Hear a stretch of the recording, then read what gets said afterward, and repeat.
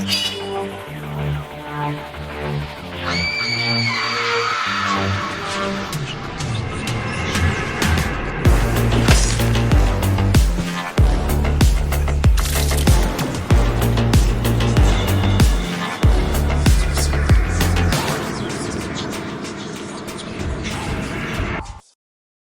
hello everyone, and welcome to another episode of Fright Mic. Or if you're new here, welcome. I'm Sam. I'm Liz. And today, we are back.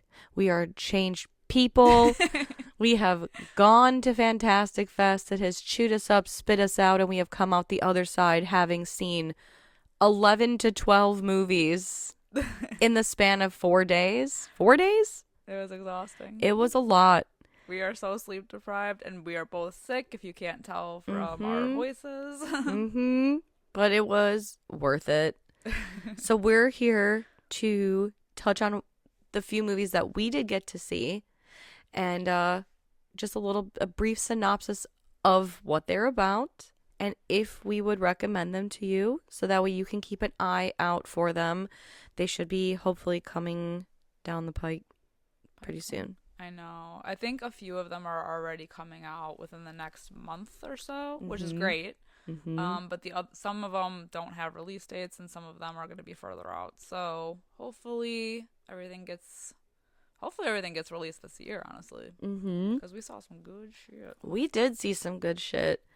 I'm too scared to I think I know what my top ones are, but I'm still scared to rank them. I know, it's hard. So I guess I'll just say, there wasn't anything that I saw personally that I did not like. There was a lot of them were very different. But I enjoyed everything that I saw. Some more than others, of course.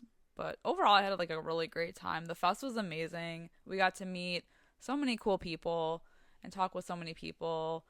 They really killed it, planning everything. It was a circus, clown theme. And the closing night party was amazing. It was they had a show with a freak show. Yep. And they had cotton candy and a petting zoo and funnel cake, and it was just amazing. They were doing flash tattoos. They had an oddities museum kind of thing, face painting.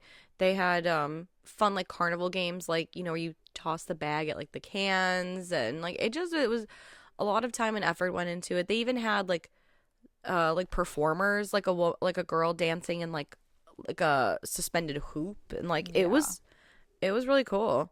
Yeah, it was amazing. Yeah, but it was exhausting. For sure. We're exhausted, but we really wanted to get this episode out before all these movies started coming out, since literally it's a couple days from now. Yeah. If not already. And shout out to the Alamo Draft House and all the volunteers and all the people who helped plan this Fantastic Fest and put it all together. I'm sure that that's a lot of planning involved. Sure. And I mean, honestly, everything ran so smoothly. It did. So, there was never any problems. No. And this is our first time going to Fantastic Fest specifically, so we didn't know what to expect, but everything was so easy to use. Their app was awesome to, get into the shows, and everybody that we met, even just, the volunteers that were there, were so helpful. They were always willing to help us, get to where we needed to be. For sure. Give Super us friendly. Information. Yeah, so it was overall such a great time. Despite getting sick. Yeah, exactly, which is just par for the course, I feel. Yeah, for sure. Between the extreme heat of Austin, the super chill air conditioning, and then the plane the ride. planes. Yeah. I think it was the plane ride. Oh, yeah. Yeah.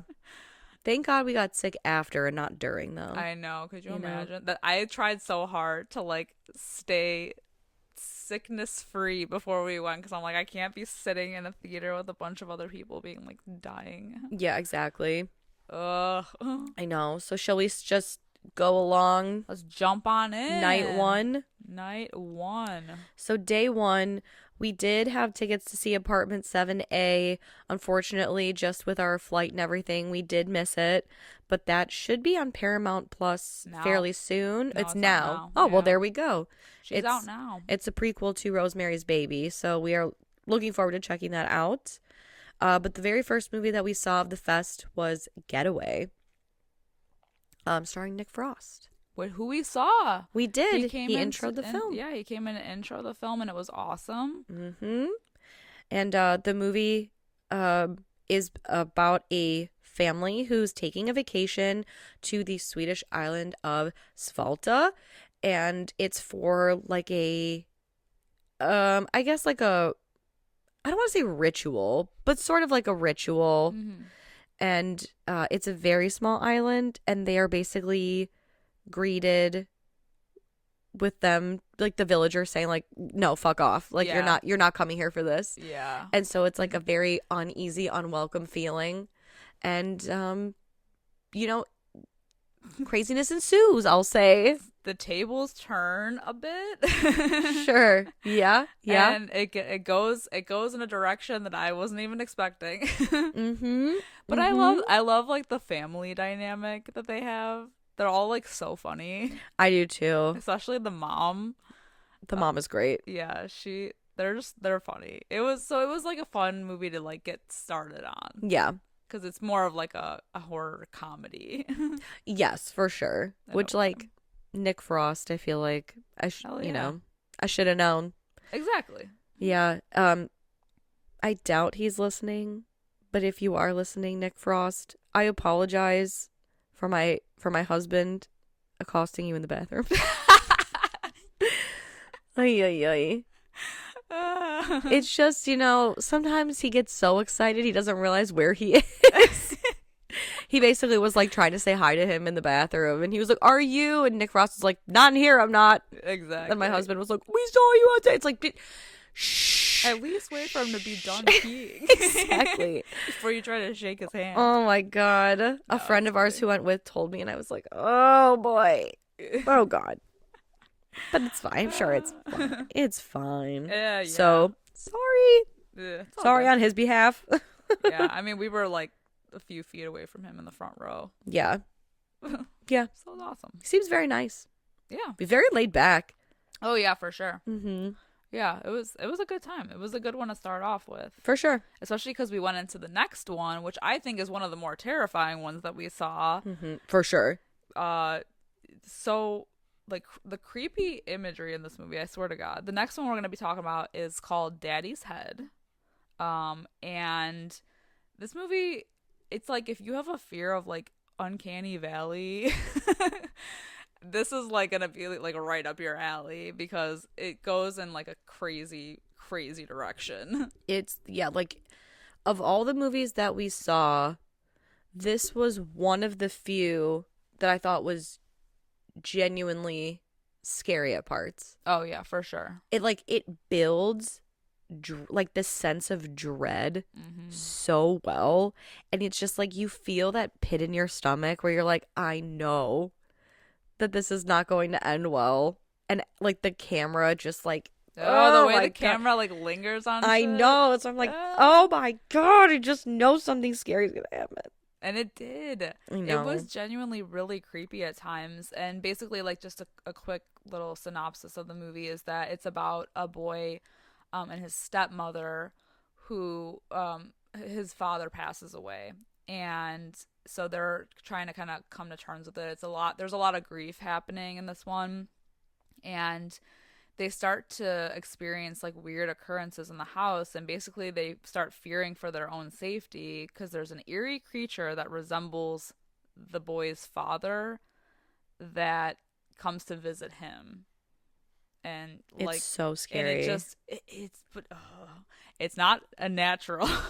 It's not a natural creature. It reminded me of like, if any of you have seen The Night House. Yeah. It was like a slightly more terrifying version of The Night House, only in that, like you said, it like the creature lives in that uncanny valley kind of space.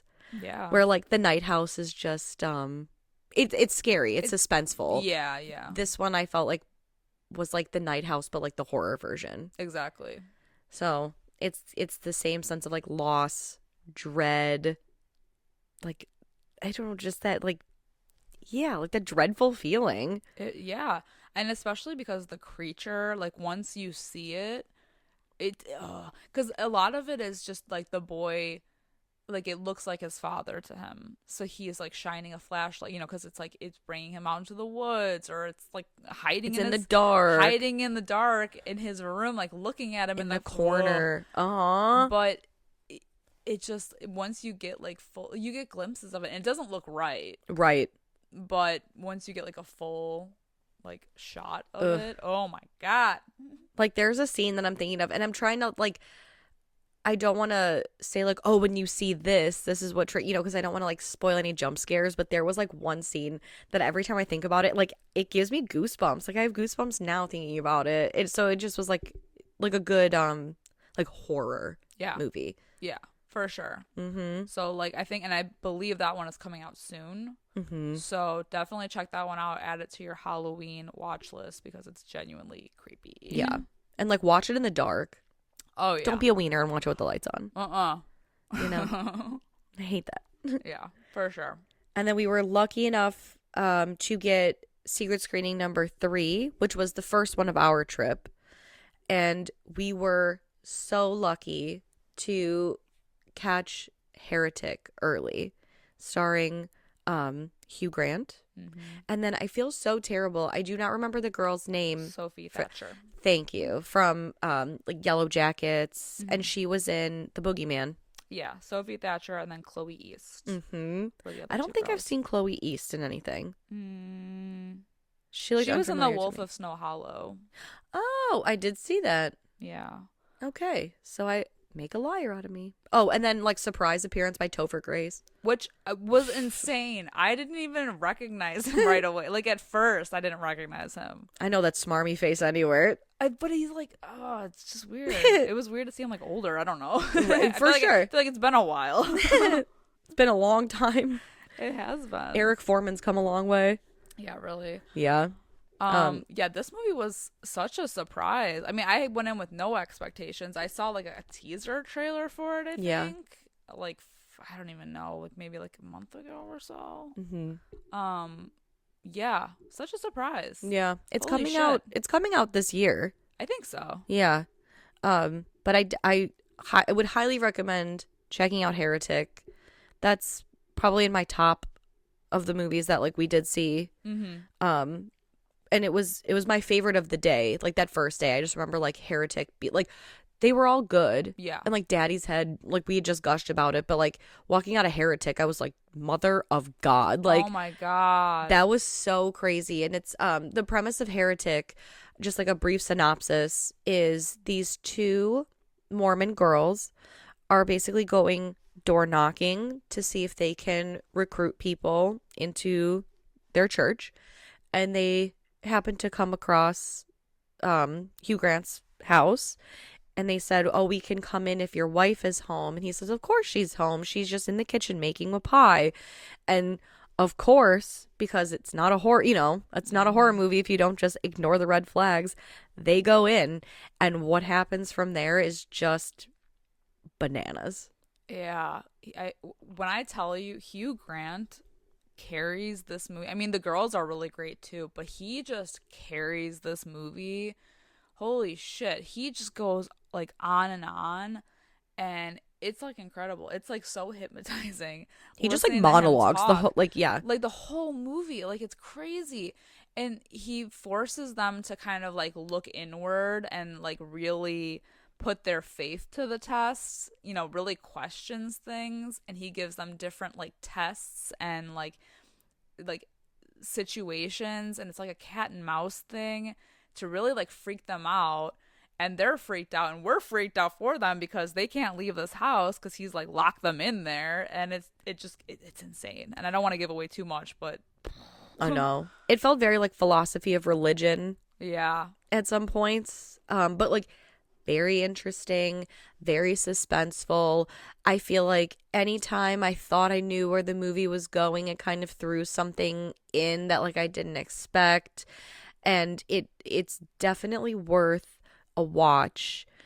Try to go in with basically the information that we've given you. Don't seek out any more, because the information that we gave you is what's in the teaser. Yeah. And I feel like it really worked to its advantage. Yeah, go in like as blind as possible. Yes. Like, I know that it's going to be a religious themed movie, and Hugh Grant is a weirdo, and that's all I need to know. Yeah. You know, like, it's just so good. So well acted. Definitely my favorite of the first day. Definitely, I would say in like my probably top 3 movies. For sure. Of the festival. Because and then one other thing that it kind of deals with, which we've also talked about on our podcast before, is like the social graces of things. Of course. And how awkward that can be. Like, you don't want to be rude, and like these girls are like, oh, you know, and they do everything possible to try to get out of the situation. They really do, like, for horror characters that are in a bad situation, they do move smart. Right. Mostly. Right. Yeah. And it's just about them trying to get out of the situation in the best way that they think they can, because you know they're women of the church. They're supposed to be, you know, but now they're like, you know, I don't want to say too much, but yeah, it was definitely a really good movie. Really great performances. So check that one out when it comes out. For sure. The next day, we started with an interesting one, and that is The Rule of Jenny Penn, starring Jeffrey Rush and John Lithgow, who plays an unhinged man. With a puppet. With a puppet. Jenny Penn. The puppet named Jenny Penn. If anyone with a hand puppet approaches you and says, "Who rules?" please do not say Jenny Penn, because you'll be forced to lick a puppet's asshole. Oh my god. And that's, you know what? That's all I feel like I want to say on this movie. Oh my god. It was like, the description of this movie said, kind of like Whatever Happened to Baby Jane, but with like old men. Yeah. And I just feel like yes, but no. Like, it's just so kind wild. of. The torment I could definitely see. Yeah. Yeah, because basically Jeffrey Rush gets put into like a health facility for seniors, and he starts getting tormented by John Lithgow's character, who is like completely crazy but gets away with everything. And he has like a puppet that he carries around, and just things get like out of control. Yeah. And their performances are really great too. Yeah, for sure. Like, Jeffrey Rush he plays a judge who ends up in this assisted living facility because he has a stroke. And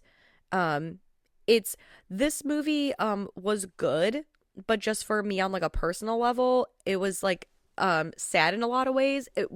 Minus all like the shenanigans, because it does touch on like dementia and Alzheimer's, which like my mom does have Alzheimer's. So there were some parts of it where I was like, Jesus fuck, like it's too real. Like, too effective.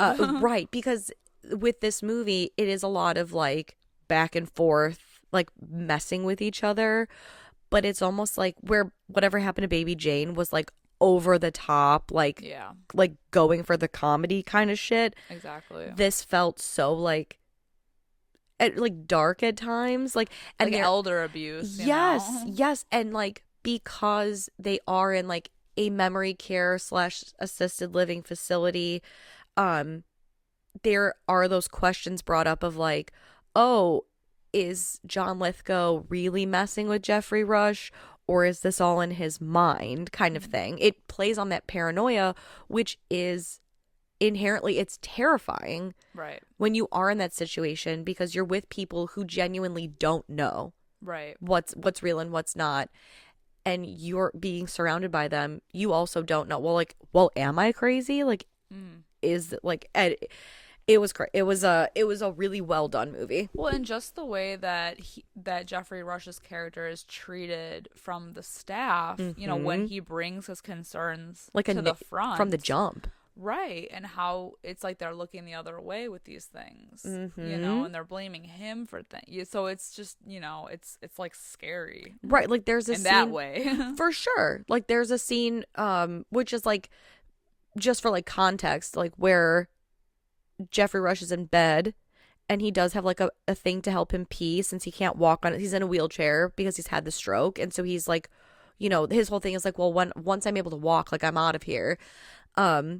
But like because he's got this jar of pee, somehow it ends up where he's covered in pee, and he's explaining to like one of the staff like, no, like so and so did this to me, and you know, like it's not right, and that I have to be sitting here in my own pee. And they're like, oh, so it is your pee. And he's like, I never said it wasn't. I just didn't piss myself. And they're like, oh, it's fine. Like, oh, you know what? So you basically like admitted that you peed yourself. Yeah. Like, no, I fucking. Like you're not hearing him out. Right. Like, this is so frustrating. Yeah. And, oh, It's God. brutal. Yeah. It's definitely brutal to watch at times. It's sad. And it's completely unhinged, definitely. But the performances are fucking wild. I know. Like, so good. Jeffrey Rush can act his ass off, and John Lithgow, I just love that he can play like lovable like Third Rock from the Sun Dick Solomon, and then be like the Trinity Killer, fucking this maniac, and Jenny Penn. Like, it's just he's insane. The range. And by the way, prepare yourself. The amount of old man ass that I saw. It's all, I say, lot. too much. It's a lot. Yes. It's quite a lot. Yeah. But it was really good. So definitely check that one out as well. Wild times. And then the next movie was one of our more like highly anticipated movies of the festival. We got to see Cloud. Directed by Kiyoshi Kurosawa, who also did Cure and Pulse. So if you've seen those, this is very much his stuff. For sure. His style. It's got that like quintessential, just like looming dread. Yep. And just like it's quiet until it's not. Exactly. It's very like atmospheric and quiet and dreadful, and just like, well, yeah, like you said, until it's not. And then it's just, I think the back half of this movie is just a straight up action movie. Oh, for sure. It definitely goes more action toward the end. And the premise of the movie is that this guy, so he's struggling, and he is kind of like, he's a reseller. So he buys things for the cheap, he resells them for a lot of money, and you know, with that you see highs and lows. And when he's at a higher point, he hires somebody, he moves just outside of Tokyo with his girlfriend, and then, you know, with things like this where you kind of screw people over to buy their stuff for cheap to sell it for a higher price, you kind of make enemies along the way. And boy, does he make enemies. Boy, does he make enemies. But not only just like customer, I mean, I don't want to spoil anything, but like customer enemies, but like people he knows. Yes, like people that he has like a relationship unexpected with. Turns of people who show up to like really, yeah, it just becomes an all-out gun battle at the end of it, but it's a lot of fun, I would say. Totally.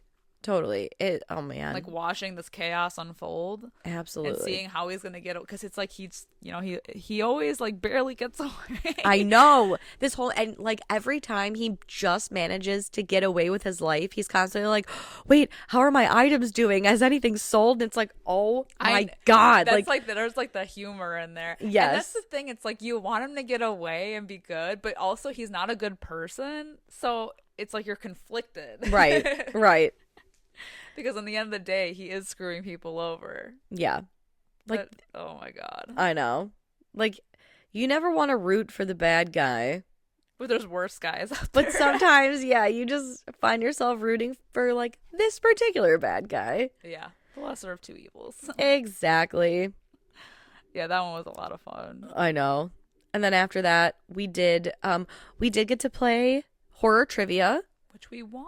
We did. We came in third place, would have been second place, but it came down to a question, a tiebreaker.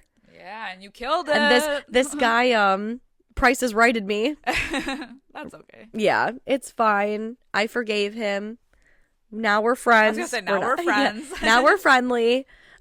Hey, hey, didn't catch your name, but you know who you are. So that was a lot of fun. We played that at the Highball, which was right next to the Alamo Draft House, and then you and I were able to check out Daniela Forever, another highly anticipated one for us. Hell yeah! Oh my goodness, this was a movie. And I would say this is not horror. No, I wouldn't say it's horror at all. Not traditional horror. I would say it's like more psychological, but not. I wouldn't. Psychological meets like almost like sci-fi. Like it reminds me of Black Mirror, where like Black Mirror is like a touch horror, a touch sci-fi, a touch fantasy. Like it's a little of that. And for some reason, I keep saying this, and I don't know why, this movie also kind of reminds me of 500 Days of Summer. Well, yeah, because it's about a relationship and like the man ebbs and who flows. likes a woman who he definitely likes her more than she likes him. Yes, for sure. And it's all about control. It's of course, because every healthy relationship is about one controlling the other. Exactly. And yeah. The premise of this movie is that Nick, played by Henry Golding, we find out in the beginning of the movie, he has tragically lost his girlfriend, Daniela, the titular character, in a car accident, and he's grieving, and somebody comes along and is like, "What if we could help you see her again?" Kind of. And so he's given this drug. Basically, I guess maybe not to see her again, but he does end up seeing her again. Yeah. They ask him if he wants to be part of a trial, to basically like help cope and like get over things. Yeah, and it's a pill, and he's supposed to take the pill while he's tired, and then he's given a prompt in like an envelope to read. So it's supposed to help control the things that he's seeing in his dreams, like lucid dreaming. Yeah. And he doesn't read the prompt on night 1 because it gets wet, and he ends up lucidly dreaming of Daniela. And he is reconstructing his life in these dreams. Yes. To what he wants it to be. But of course, the saying "nothing gold can stay," and things start to decay, and it's very sad, I'll say. Sad, but it's so interesting the way that this movie is shot. And it's a happy ending, but not in a traditional sense. Yeah. I'll say. It's a happy sad. Yeah, it kind of like 500 Days of Summer, where like, in the beginning, they're like, this is a love story. Not theirs, though, Right. Like, it's like the ending is happy, but not in the traditional way. Yeah.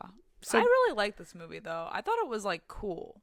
Like, just, it was, like, something different. For sure. I really enjoyed this movie, and I'm so glad that we got to see it. Yeah, same, because the way that it was shot, like, the way that he goes into these dream worlds and reconstructs things, the way that everything looks is so cool, because he's, like, it's like, if he's never seen it in real life, it doesn't exist in his dreams, so it's, like, a brick wall. Or, like, a gray area. Yeah. In the dream, because he hasn't seen it, so he can't possibly like imagine it in the dream. So when he gets back into reality, he like goes around town to like look at things so that when he gets back into his dream world, he can see it. Like little things like that where I'm like, okay, that's really cool. For sure. It's like Black Mirror meets Inception meets like, I don't even, like 500 Days of Summer. Yeah.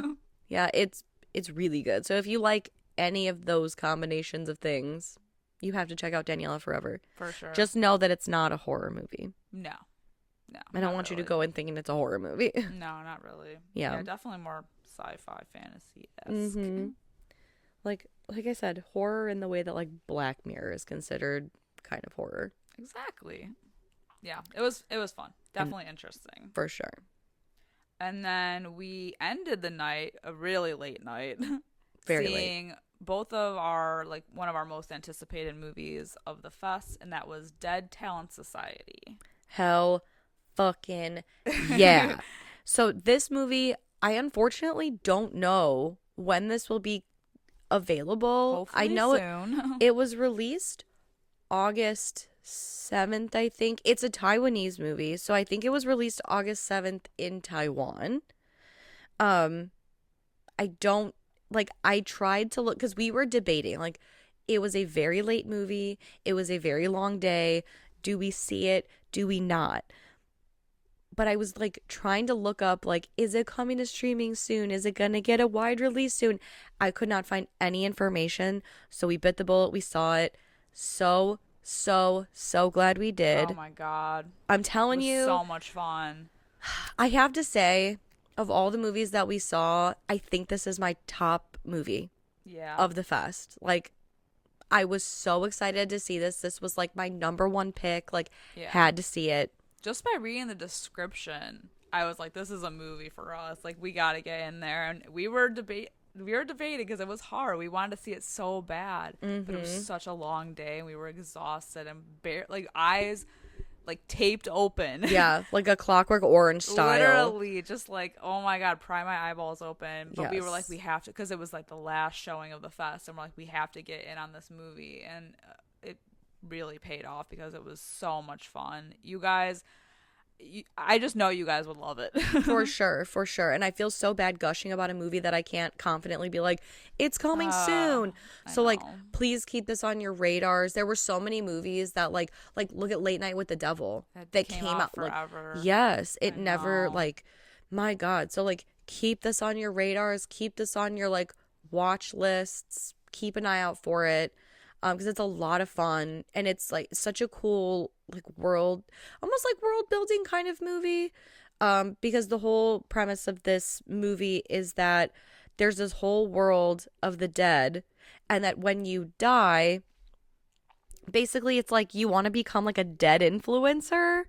What do they call her? Like not a scream queen, but like I don't remember. yeah, and It's like a show though. yeah, It's like it's almost kind of like scare tactics. yeah. In a way, and you're put on this show as a ghost to try to see who like the scares, like who gets the best scares, and people like vote on it, I guess. Right. Because like that's the whole thing is like there are ghosts, but certain ghosts can't be made visible to humans. You have to have a haunting license to do so. And you know, the whole thing of like if you are forgotten, you kind of disappear kind of thing.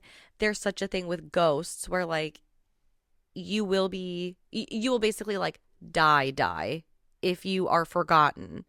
And there's this girl, our protagonist, and she's like kind of like the letdown of the family. And there's, you know, like her sister's like really successful, her parents are really successful, and you know, this girl's best friend, her family's always leaving her offerings, where like this girl's family like never really leaves her offerings. And so it's funny that like the offerings are like their food and their money. And so this girl never has food and money, and she's always like mooching off the friend.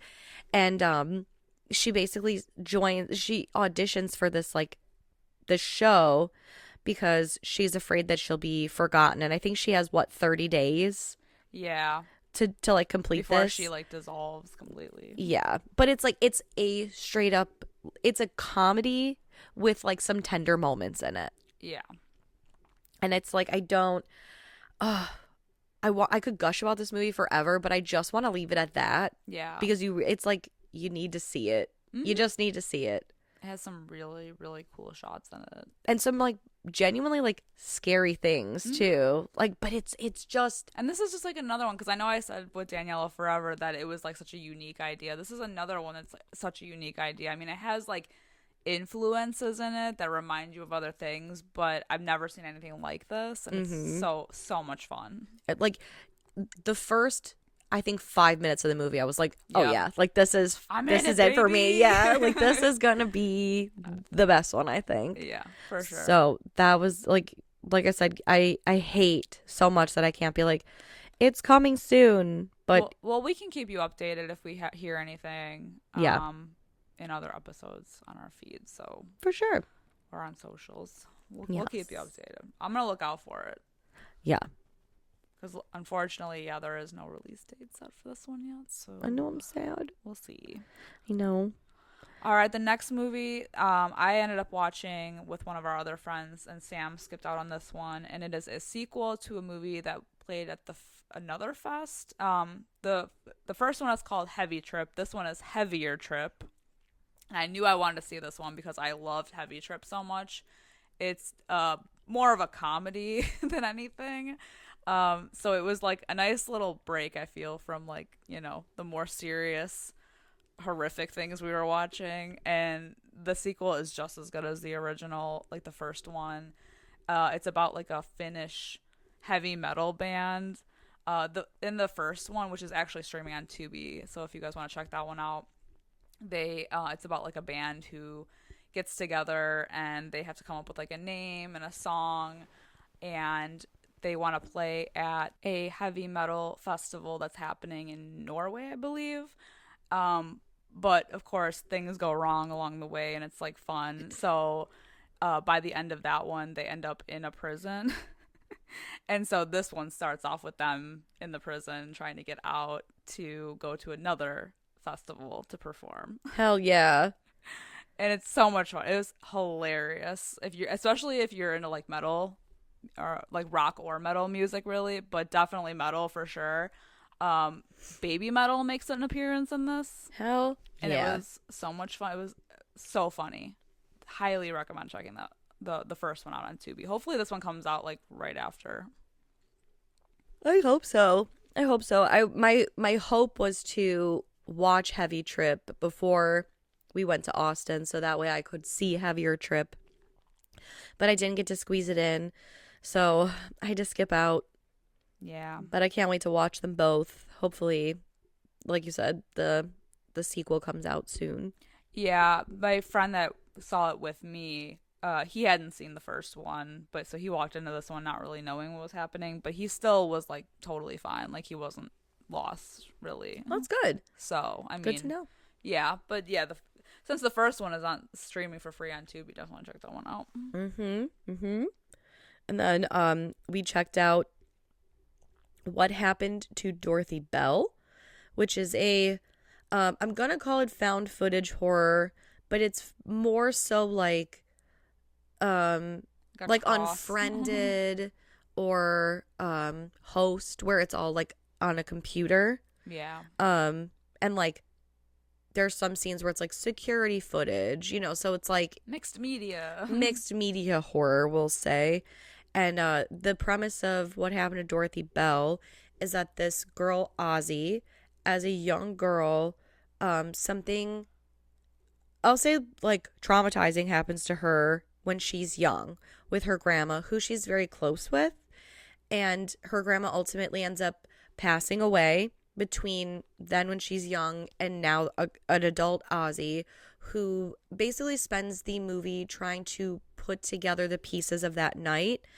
And she goes back to the library where her grandma once worked to get answers. Yeah. And see if she can contact her grandmother. And I will say,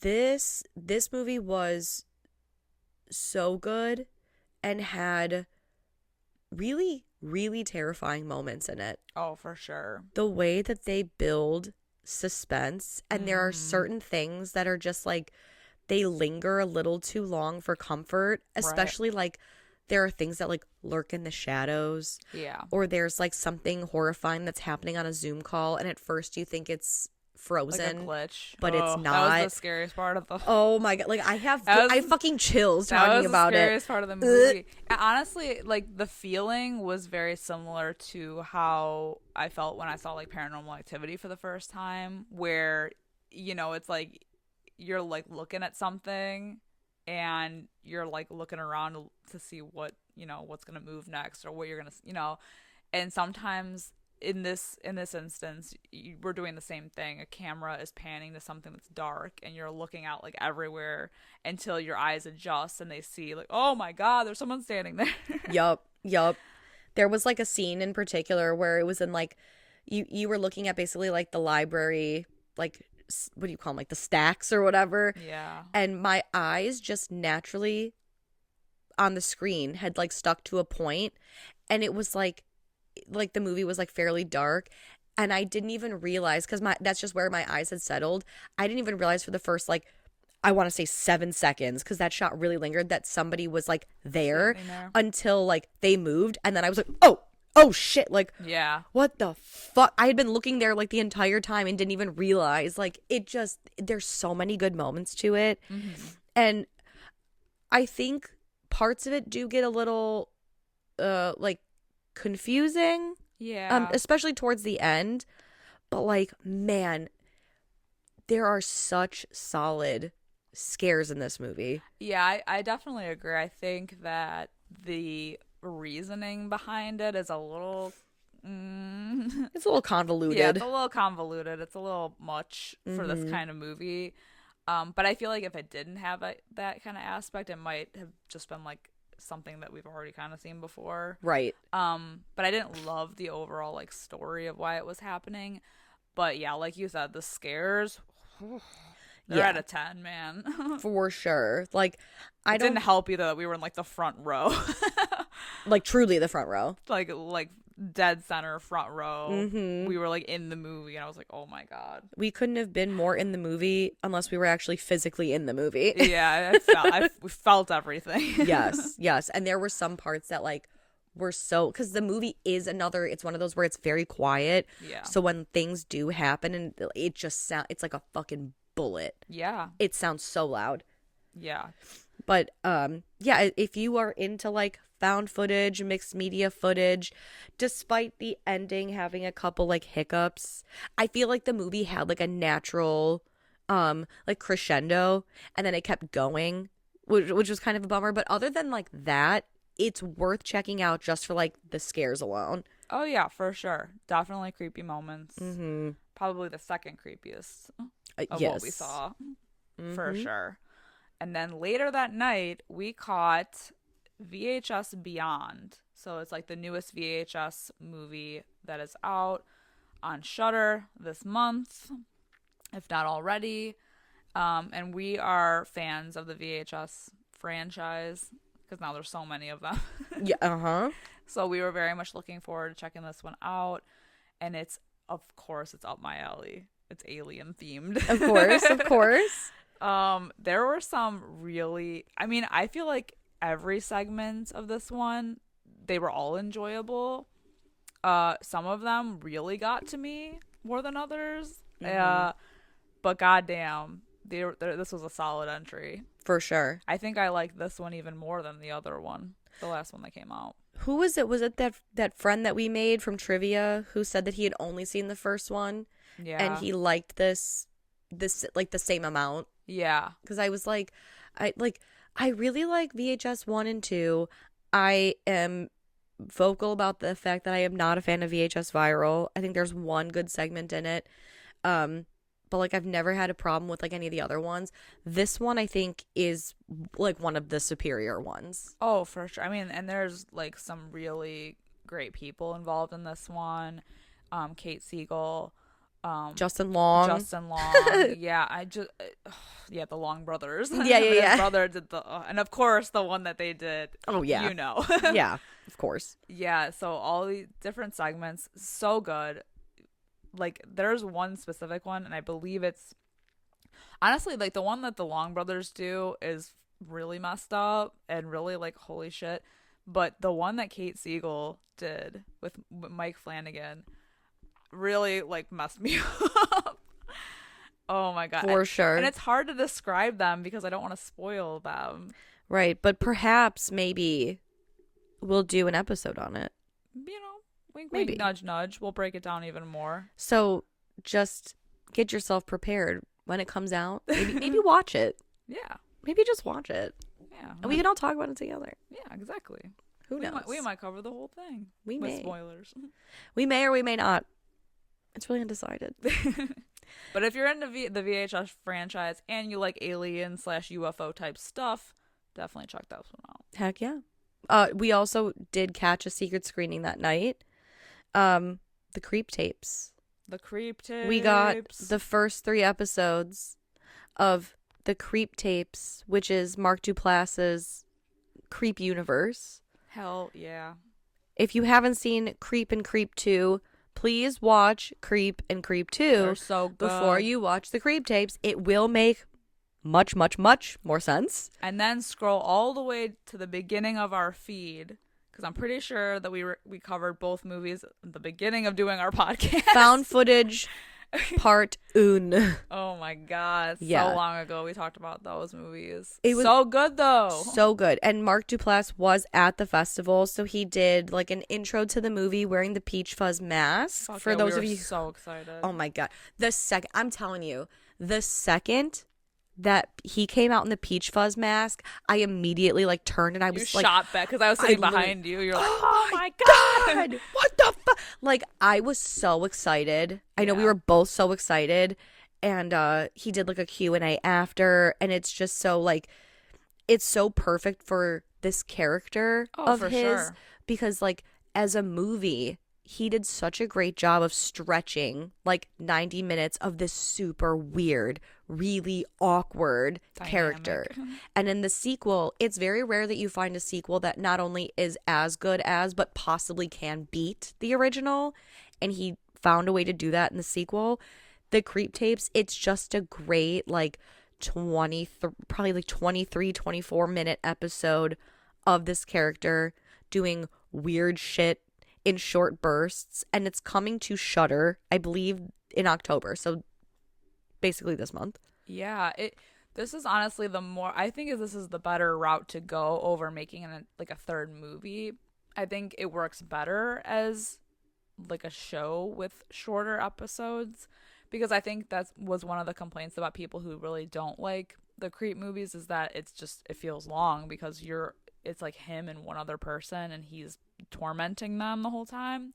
Whereas this, there's like, I mean, just the 3 episodes that we had, I believe they're releasing 6 initially.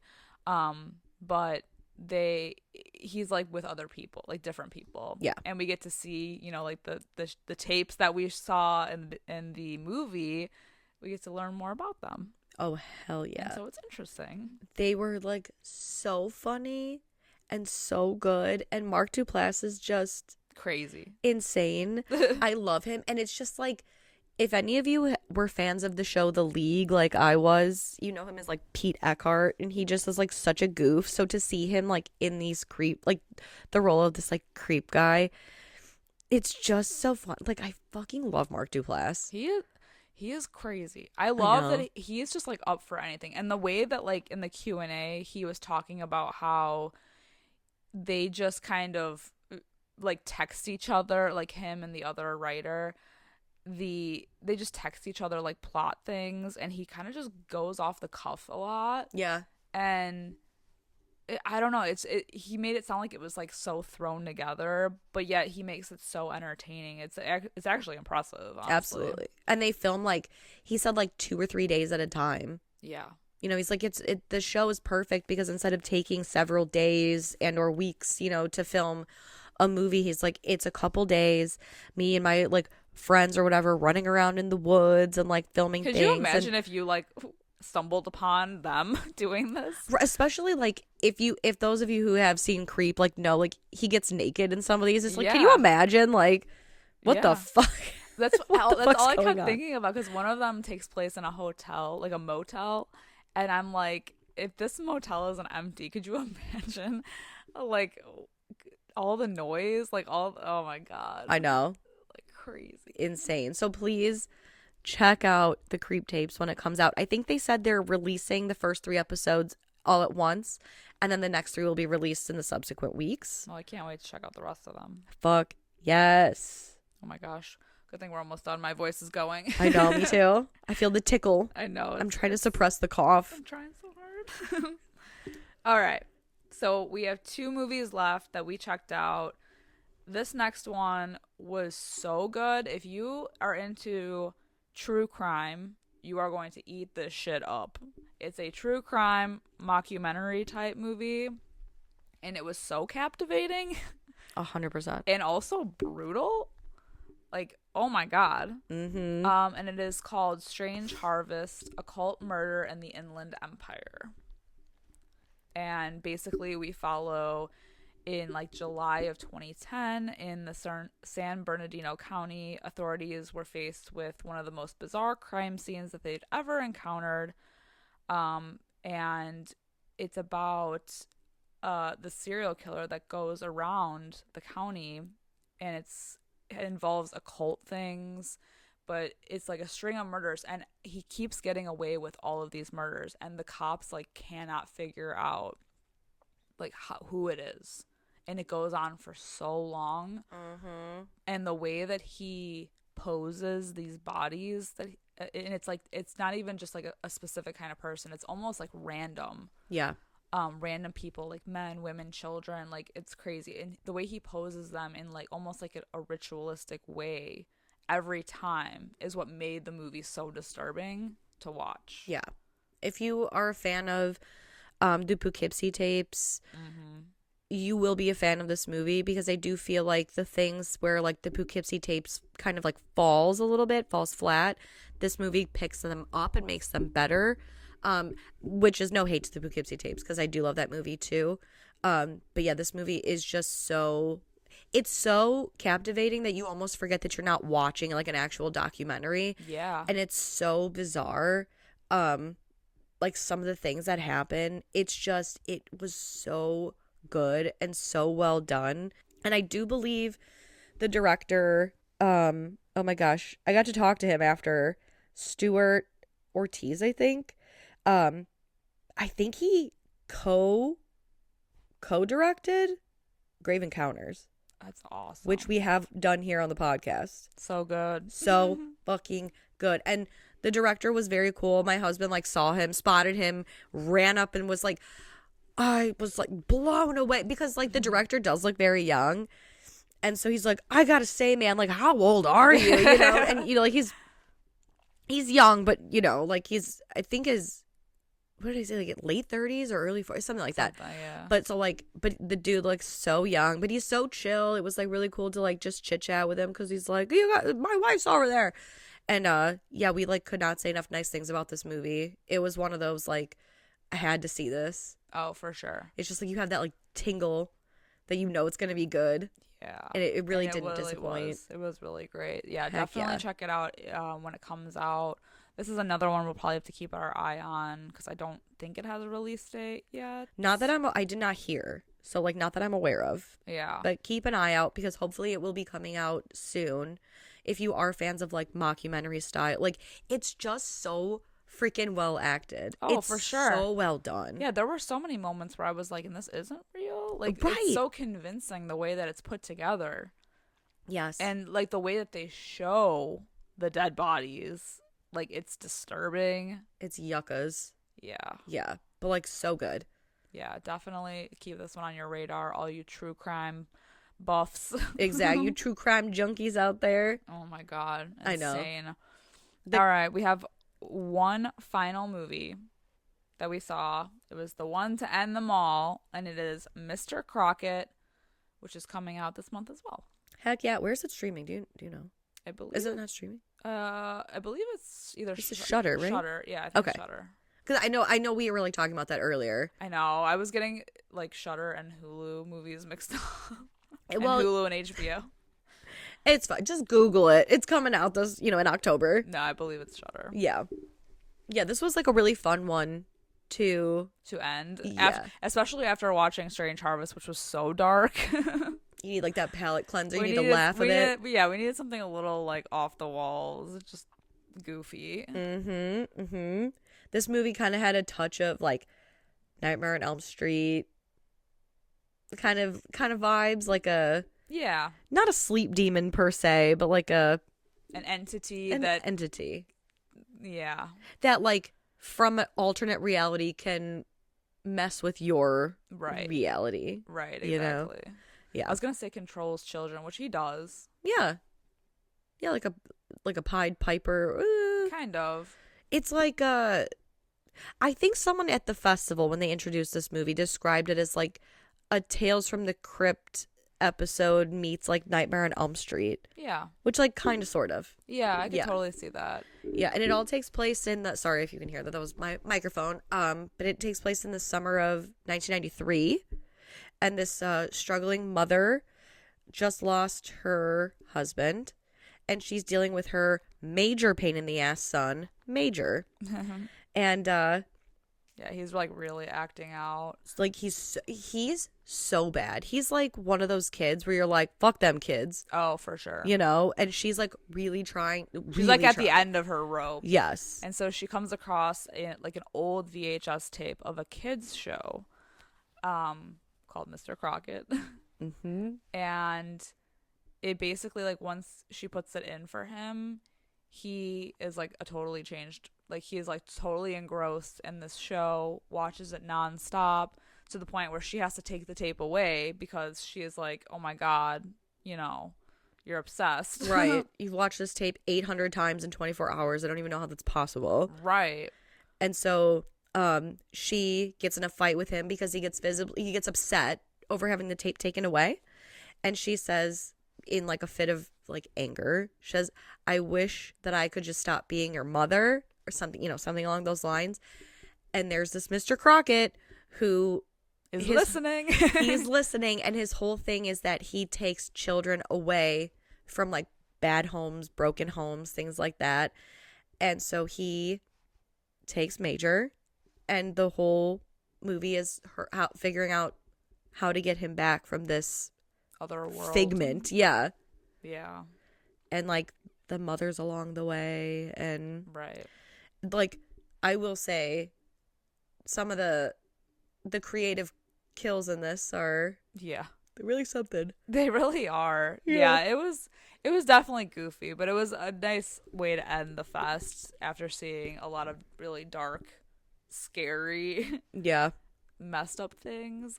It was fun to go out on like a lighter note. For sure. Very as far as horror goes, it was very lighthearted horror comedy. Yeah. You know? Yeah.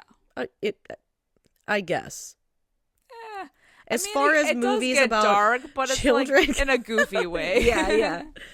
Children from broken homes is not funny, but no, this like Mr. Crockett. But I mean, the way that his character is goofy, and there are like funny things about it. Like I thought the mom was funny. I love the way that she mom reacts was to so everything. realistic. Yes, she really was. There were so many things where she was like, "What the fuck?" Yeah, exactly. like the completely realistic. So funny. Yeah. Mm-hmm. So that was how we ended the fest, and it was so much fun. I'm so glad that we got to see basically everything that we wanted to see, and more. And we got to meet so many cool people, and it was such a great experience. Absolutely. 10 out of 10. Would do it again. Can't wait for next time. Hell yeah. I know. So keep an eye out for those movies. Like you had said earlier, there's not really anything that I saw that I thought was bad. Right. Yeah, like it was all very like every movie I was like blown away by. Oh, for sure. You know. And I can't wait for everybody else to be able to see them. And a lot of them are coming out this month, luckily, so that you guys can check them out. But anything that's further out, like we said, we can keep an eye on and hopefully update you further on those. For sure. But I guess we'll wrap it up here for today. Thank you so much for listening to this episode of movies that have not come out yet, but movies that you should what pay to attention look out to. for. Yes. So hopefully those will be coming down the line for you very soon. And the ones that we did mention are coming out. Make sure you check those out. We may or may not do episodes on some of them. So you'll want to keep up. You want to keep abreast of the situation. Hell yeah. So we can laugh together. But until next time, I'm Sam. I'm Liz. Rest in peace.